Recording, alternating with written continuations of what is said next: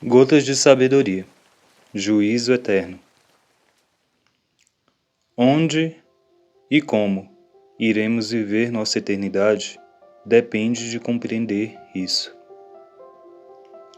Algo importante a se pensar sobre esse julgamento é que ele é eterno. Não haverá mudanças em nenhuma de suas determinações. Ante a face do Senhor, porque vem a julgar a terra, julgará o mundo com justiça e os povos com a sua verdade. Salmos capítulo 96, versículo 13.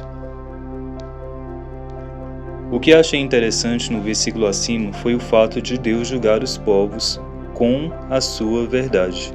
E o que é a sua verdade?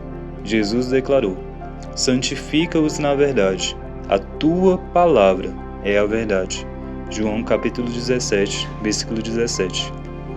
E ele mesmo disse: e se alguém ouvir as minhas palavras e não crer, eu não o julgo, pois eu vim não para julgar o mundo, mas para salvar o mundo. Quem me rejeitar a mim e não receber as minhas palavras, já tem quem o julgue. A palavra que tenho pregado, essa o há de julgar no último dia. João capítulo 12, versículo 47 e 48. Sendo assim, primeiramente podemos entender que o propósito de Jesus em sua primeira vinda foi de salvar as pessoas, e não para julgar, ou seja, ele não veio como juiz, mas como salvador da humanidade. Podemos perceber isso ao ler o relato abaixo. Porque Deus amou o mundo de tal maneira que deu seu Filho unigênito, para que todo aquele que nele crê não pereça, mas tenha a vida eterna. Pois Deus enviou seu Filho ao mundo, não para condenar o mundo, mas para que este fosse salvo por meio dele. Quem nele crê não é condenado, mas quem não crê já está condenado, porque não crê no nome do Filho unigênito de Deus. João capítulo 3, versículo 16 ao 18. Por outro lado, traz uma verdade muito importante, a base para julgar cada uma das nossas palavras, ações, intenções, motivações e etc. é a palavra de Deus. Então já temos através da Bíblia o conhecimento da vontade de Deus que nos foi revelada, e através disso a consciência de como viver de acordo com ela. A ressurreição de Jesus serve de testemunho de que Deus irá julgar a humanidade, através de Cristo, que virá desta vez como juiz. No passado, Deus não levou em conta essa ignorância, mas agora ordena que todos, em todo lugar, se arrependam, pois estabeleceu um dia em que há de julgar o mundo com justiça, por meio do homem que designou, e deu provas disso a todos, ressuscitando dentre os mortos. Atos capítulo 17, versículo 30 ao 31. Muitos enganosamente acreditam que após sua morte terão uma nova oportunidade de poder conquistar sua salvação. Porém, a Bíblia deixa claro que é aqui, em vida, que decidimos o nosso destino eterno, e não há nenhuma outra oportunidade, pois, após a morte, o próximo passo é o julgamento.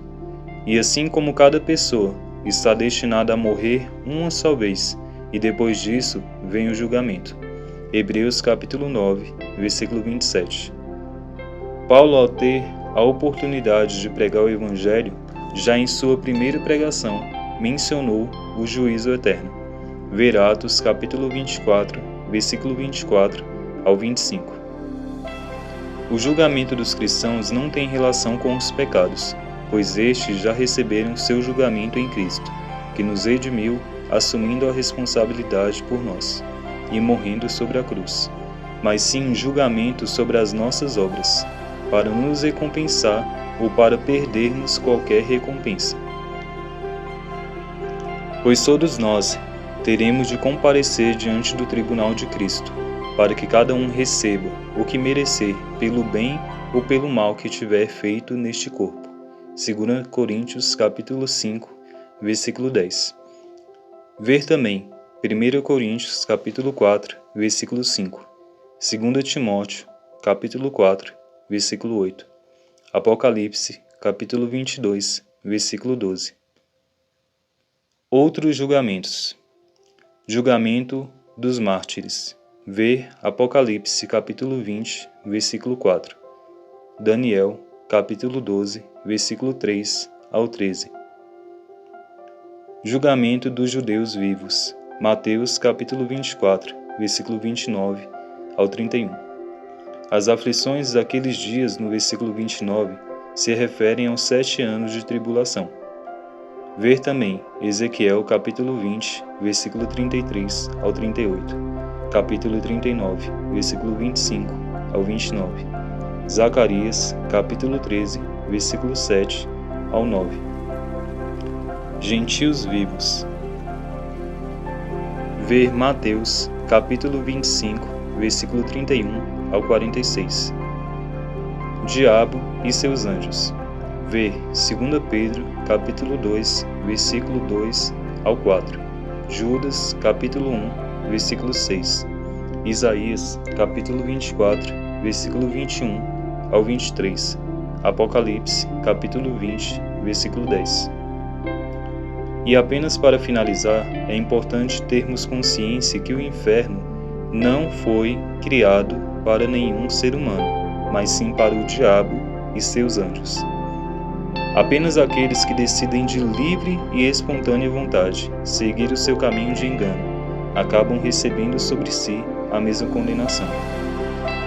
Mas o Rei ordenará aos que estiverem à sua esquerda: malditos, apartai-vos de mim, ide para o fogo eterno, preparado para o diabo e os seus anjos. Mateus capítulo 25, versículo 41. Pois o desejo de Deus é que todos, absolutamente, sejam salvos.